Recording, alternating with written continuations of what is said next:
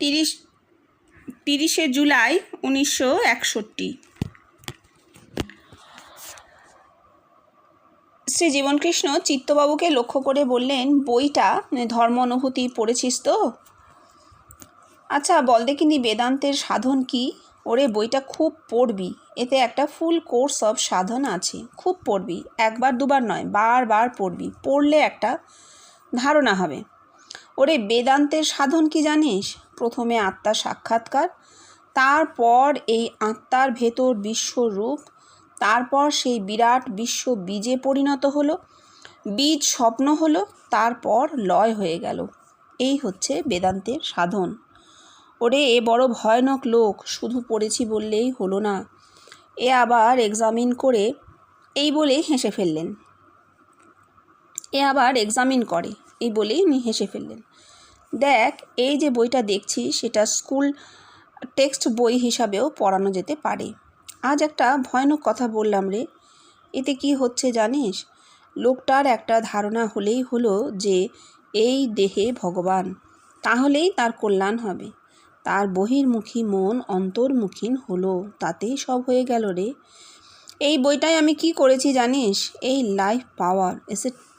Life পাওয়ারের এসেটরিক condition, জীবনী শক্তির অন্তর্নিহিত অবস্থা বলেছি।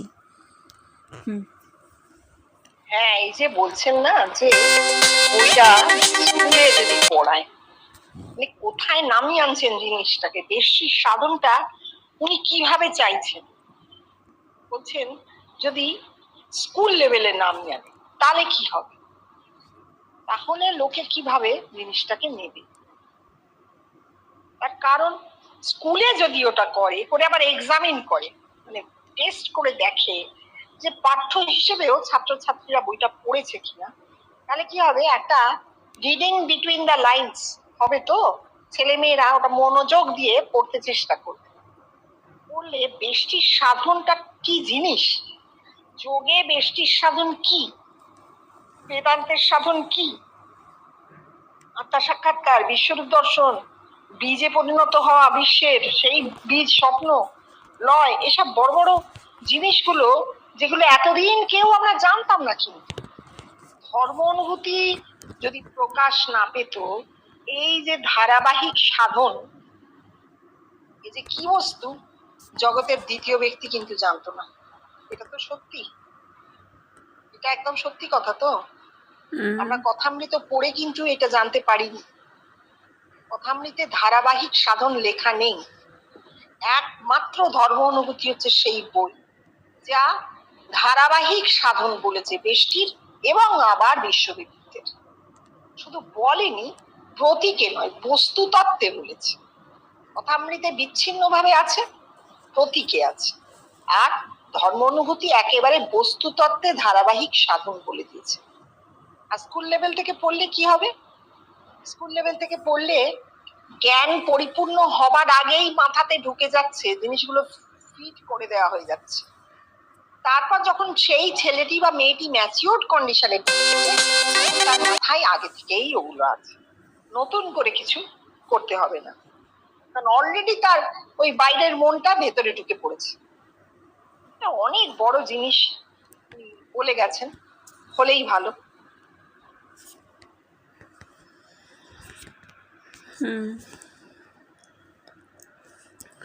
31শে জুলাই 1961। কথামৃতে পড়া হচ্ছে ঈশ্বর দর্শনের পর আদেশ, তারপর প্রচার। পাঠ শুনে শ্রী জীবনকৃষ্ণ বললেন, না রে, এই জিনিস ঠিক নয়, আদেশ পেলেও হলো না, তার প্রমাণ তোরা কেউ দিতে পারিস? দেখ, ঠাকুরের ভগবান দর্শন হয়েছিল, তিনি আদেশও পেয়েছিলেন নয় কি? কিন্তু তার বেলায় এরকম হলো না কেন? দেখ, তোদের আমি এই কথা অন্যভাবে বলে গেছি, যখন আমি বলেছি যে একমনও শুদ্ধ সত্য ভক্ত আছে যে আদেশ পেলেও পাশ ফিরে শুয়ে থাকে, নয় কি?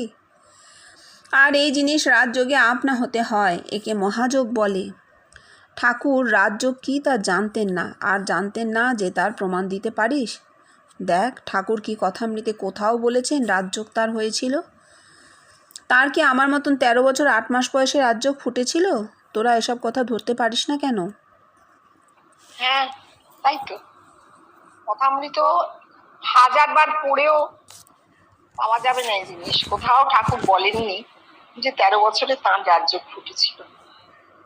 রাজযোগ তাঁর ফোটেনি, কিন্তু তিনি জানতেন রাজযোগ কি, রাজযোগ বলে যে একটা জিনিস আছে সেটা তিনি জানতেন। মানে আপনা থেকে হওয়া, আপনা থেকে শুধু হলে হবে না, আপনা থেকে শুধু যোগ হলে হবে না, আপনা থেকে বেদান্ত হতে হবে, বেদান্তের সাধন হতে হবে, আত্মার সাধন আপনা থেকে হবে, তবে রাজযোগ।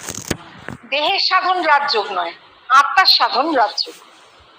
কারণ জীবন কৃষ্ণ তো কিছু করে হয়নি, তার তো তিনি কোনো দেহের সাধন তো করেন। সাধন কি জিনিস তিনি জানতেন না, তার যা হয়েছে আপনা থেকে। ঠাকুর বলছেন আমায় কিন্তু কঠোর সাধন করতে হয়েছে, এই প্রমাণ যে তার রাজযোগ হয়নি। রাজযোগ হলে তাকে কঠোর সাধন করতে হতো না, আপনা থেকেই হতো। এটা হচ্ছে প্রমাণ। যে এবং আরো কি প্রমাণ, ওই আদেশও পেয়েছিলেন, এবং আদেশ পেয়ে ঠাকুর কিন্তু কাছাকাছি কিছু কিছু লোককে ভগবত কথা বলেছে। মাকে বলছেন আমি কি এদের হাড় মাসের খাঁচার ভেতর থেকে রক্ষা করতে পারবো? মা পাঠিয়েছে তাই মাকে আরতি জানাচ্ছেন, অর্থাৎ ভগবানকে বলছেন যে আমাকে যে পাঠানো হয়েছে, আমি বললে কি জগতের লোক জানবে? এই যে জানাটাই, যে তিনি নিজেকে জানতেন, এটা তো আমরা বুঝতে পারি না, তিনি নিজেকে জানতেন যে তার এই অবধি এসে হয়েছে। এরপরে যেটা মহাযোগ, যেটা রাজযোগ, সেটা আবার ওই যে বলছেন কোথা থেকে একটা আলো আসছে বুঝতে পারছি না, কিন্তু আলো আসছে, আবার হবে, আবার পরে হবে। তার সময় ওই পর্যন্ত হয়েছে।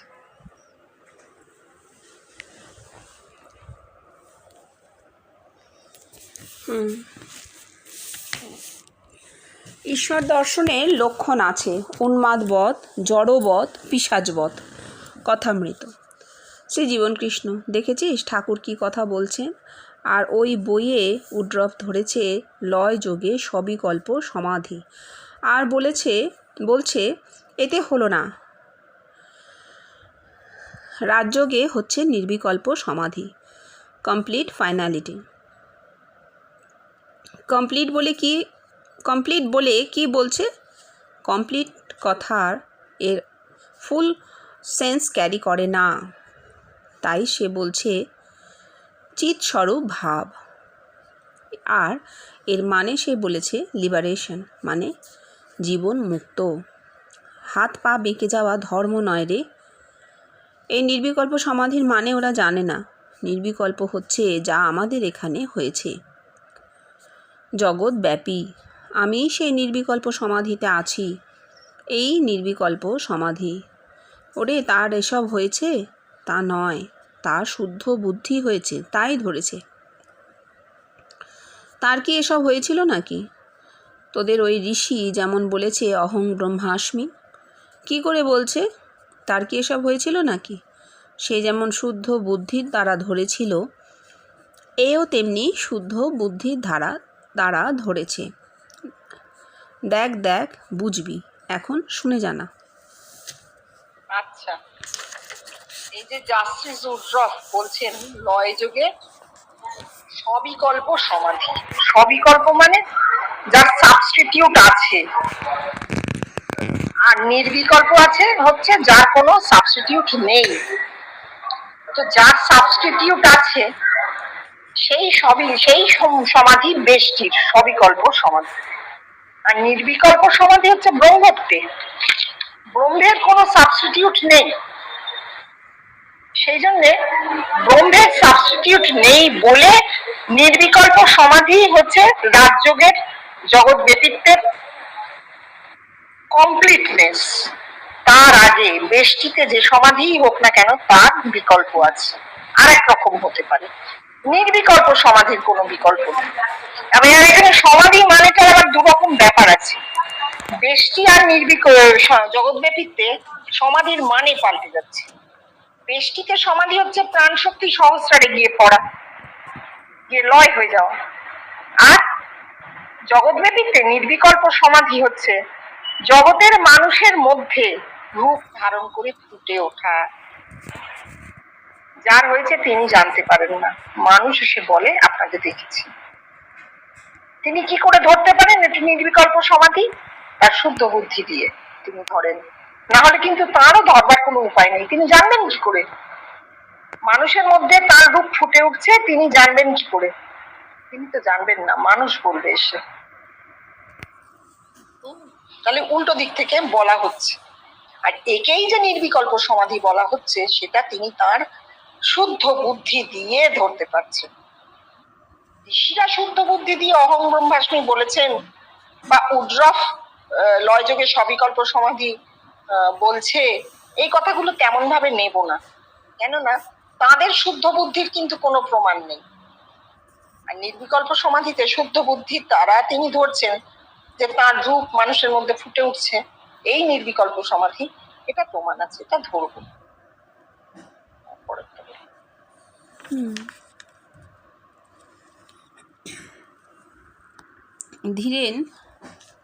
ধীরেনকে দেখ, তোকে একটা কথা জিজ্ঞাসা করব। ওই যে ঠাকুর বলছেন দ্বাদশ দল পদ্ম, ষোড়শ দল পদ্ম অধোমুখ হয়েছিল, ক্রমে ক্রমে ঊর্ধ্বমুখ হলো, এর মানে কি করবি? ধীরেন, এ প্রতীকে হচ্ছে। শ্রী জীবনকৃষ্ণ: হ্যাঁ রে, ঠিক বলেছিস। আমি কি বলেছি? ওগুলো বাবা চক্র, পদ্ম নয়। আমি বাবা দেখেছি চক্র কভার্ড উইথ লাইট। ঠাকুর কিন্তু এধারে বলবার সময় বলছেন চক্র ভূমি, কিন্তু অনুভূতির সময় বলছেন পদ্ম। পুরীতে মহাপ্রভু হ্যাঁ মাসি বলেননি। হ্যাঁ, এইটা দেখো, ঠাকুর বলছেন পদ্ম। ঠাকুরের প্রতীকে অনুভূতি তো, তাই জন্য। আর ওনার বস্তুতত্ত্বে অনুভূতি, উনি একদম চক্র দেখছেন। চক্র মানে কি? কসেরুকা গুলো যদি তুমি স্লাইস করো শিবদাঁড়াকে, তাহলে দেখবে ঠিক ওই ঢেঁড়সকে স্লাইস করলে যেরকম হয় ছাপ পড়ে, ওইরকম ছাপ পড়বে তো। ঠিক সেই রকম কসেরুকা গুলোর ছাপ পড়বে যদি ভার্টিক্যাল স্লাইস হয়। হ্যাঁ, সেটা চক্র, চাকার মতোই দেখতে, তাই বলছেন চক্র। মোটেই পদ্ম ফুলের মতো দেখতে না। প্রতীকে পদ্ম ফুল দর্শন হবে, কিন্তু বস্তুতত্ত্বে চক্রই দর্শন হবে। যদিও বেশ ঠিক, কিন্তু এটা বলা দরকার। সুন্দর। হ্যাঁ, পুরীতে মহাপ্রভু জড় সমাধিতে থাকতেন। কথামৃত। শ্রী জীবনকৃষ্ণ: মোটেই নয় রে, তিনি সকাল থেকে সন্ধে পর্যন্ত সাধারণ কাজে থাকতেন। তিনি জড় সমাধিতে থাকতেন। ঠাকুর এ কথা বলছেন, এ ঠিক নয়। ঠাকুর জানতেন না। দেখ, আমি এসব কি করে বুঝেছি জানিস? এই যোগের দ্বারা আমি এসব বুঝেছি। একটা জিনিস পেলেই আমি বুঝতে পারতাম, তার সব খুঁটিনাটি ধরে ফেলতাম। কি করে জানিস? একটা জিনিস দেখলেই আমার ব্রেনে তার সব ফুটে উঠত, সব জিনিসই ফুটেছিল। আমি কাশিতে একটা বই পেয়েছিলাম মৃত্যুঞ্জয় রায়কে লক্ষ্য করে, ওই আশ্রমেরে, তাতে মহাপ্রভু সারাদিনের কর্মতালিকা ছিল। আমি দেখেই তার করোবোরেশন মিল পেলাম। এই যে ঠাকুরের কথা যেমন বলছে, মহাপ্রভুর কথাও বলা হতো তো। সারাদিন তিনি ভাবে থাকতেন, কীর্তন করতেন, অমুক তসুক, সমাধিতে থাকতেন। কিন্তু না, তাদের একটা ব্যবহারিক জীবন ছিল। মানুষ তো, মানুষকে এরকম অদ্ভুত একটা কিম্ভূত কিমাকার জীবন দেওয়াটা তো ভুল হচ্ছে। বড় করতে গিয়ে ছোট করা হচ্ছে। মহাপ্রভু সকালবেলায় যে তালিকাটা ছিল, মহাপ্রভু সকালবেলায় উঠে সমুদ্রে স্নান করে জগন্নাথের কাছে যেতেন, প্রণাম করতেন, অনেকক্ষণ থাকতেন। সেখান থেকে ভক্ত বাড়ি যেতেন, প্রসাদ গ্রহণ করতেন, কখনো কখনো ভক্তদের সঙ্গে মেলানি দিতেন। বিকেল বেলায় আবার কীর্তন করতেন। সন্ধ্যেবেলা থেকে তিনি নিজের মতন থাকতেন। এই ছিল তাঁর জীবন। সেইখানে সেই জীবনটা একটা অন্যরকম ভাবে ওই মাদলাপঞ্জিতে লেখা আছে কিভাবে কাটাতেন তিনি। এগুলো অন্যায় তো, যে অদ্ভুত ভাবে তার ওপর দেবত্ব আরোপ করার জন্য তাকে একটা অন্যরকম জীবন দেওয়া হলো, তা তো নয়। আচ্ছা, 2রা অগাস্ট কিন্তু অনেক বড়। হ্যাঁ, থাক আজকেই অবধি। আজকে আমাকে এক্ষুনি আবার উকিলকে ফোন